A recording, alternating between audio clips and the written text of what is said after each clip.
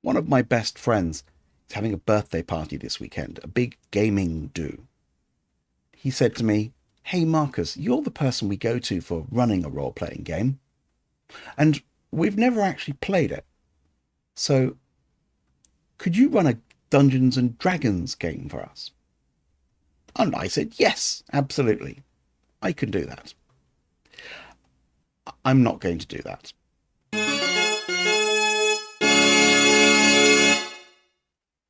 Here's the thing. Despite being a GM since I was a teenager, I've never run Dungeons and Dragons, and I don't have any Dungeons and Dragons books. I could run the entire thing out of a PDF, but I wanted to give them a proper Dungeons and Dragons experience without me having to struggle through all of the Dungeons and Dragons rules.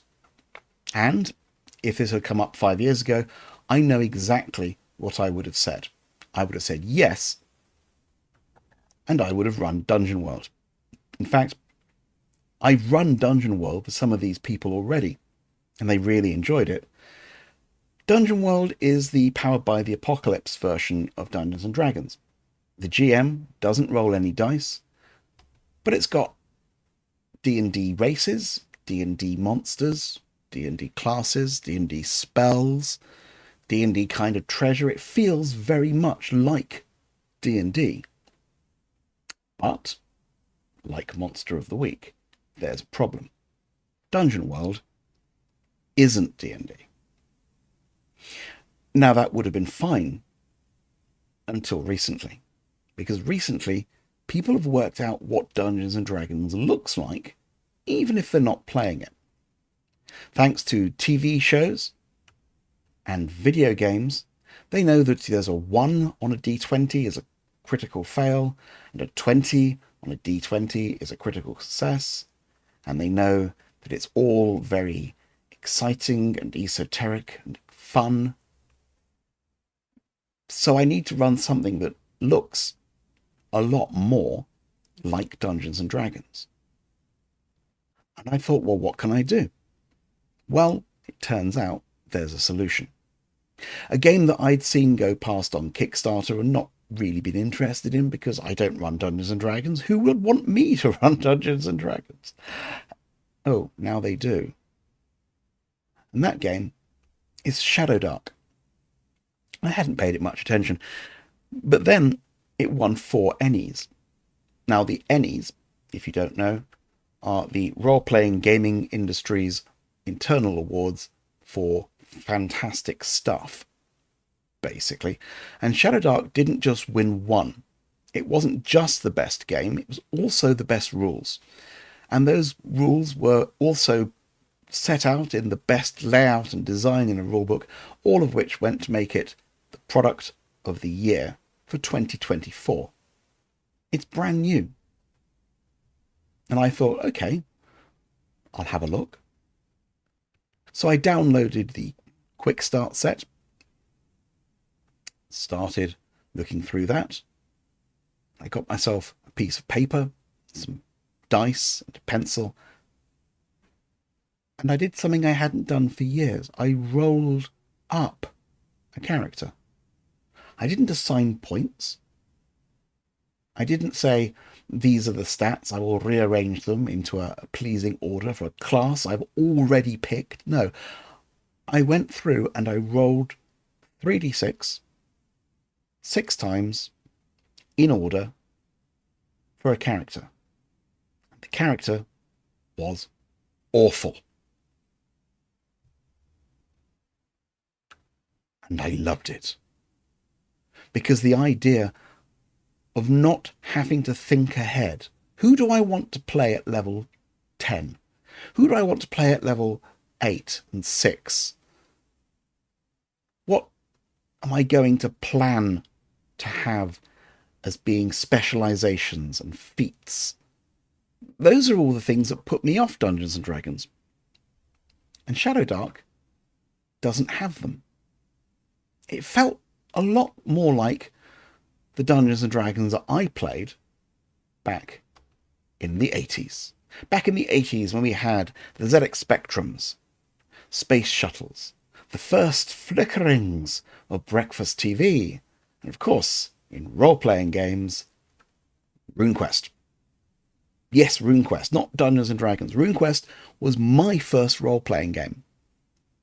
I played it with my cousin when I was, I think, 11 or so, and I played D&D at school later with other people, because I had to, but I was also running RuneQuest, and that book looks that damaged, because that book is my book from then.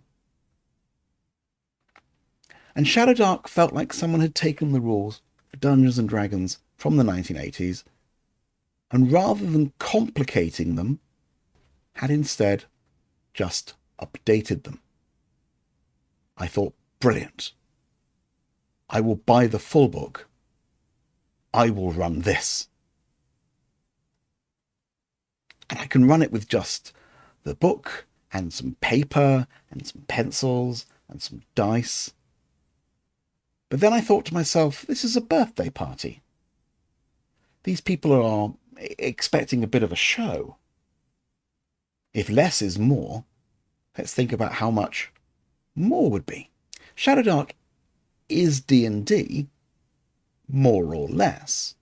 Less complicated, more faster, more free-flowing, more suited, I think, not just to a quick dungeon crawl one-off, but to a longer lasting campaign where you're not bogged down by having to think ahead and plan for your character to still be alive.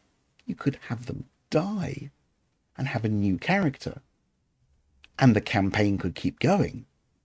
The problem is that people know now what a D&D game looks like, and that's cool. I can work with that, I thought. Rather than going minimalist, let's go maximalist. What do they expect there to be? Well, they expect there to be dice. And at the head of the table, behind the screen, there's a dungeon master. And in the middle of the table, there's going to be a map with little figures on it. And we might have some atmospheric touches. And maybe some sort of healthy snacks to carry us along the way. And I can do that. None of that's impossible. So what I thought to myself I would do is put together a kit. A Dungeons and Dragons but ShadowDark running kit with all the things they think it needs. So I did. Now, a DM screen. I can make myself one of those. I've got the rules. I've got the quick start in case people need to look up stuff themselves. That's great. But what else can I put in there? Well, we're going to need pens for the whiteboard. We're going to need pencils. All the same, no scrambling around to find anything. We're going to need some paper and post-its and tokens. And we're going to want some dice because people might not have their own dice. More on how I actually fix that later. And we're going to need to have my dice, with my special GMing dice. I've got NPC reactions and weather and wind direction. And I'm not going to use them, but they make me feel good to have them. And we've got some tokens specific to Shadowrun, some level 0 characters, so no one actually has to wait to start a character. We're going to run a gauntlet. We're going to do Trial of the Slime Lord. And I'm really looking forward to it. And I do have a few more tricks up my sleeve, but I'm not going to say what those are here because there is a chance, a very slim chance, that some of my players might spot this video before the party. If you want to find out what else I did that was particularly extra, I have to warn you, then you're just going to have to watch part 2. Find out how the game went, and if you want to be told when that is, then I believe YouTube has some sort of feature by which it will tell you when people post things.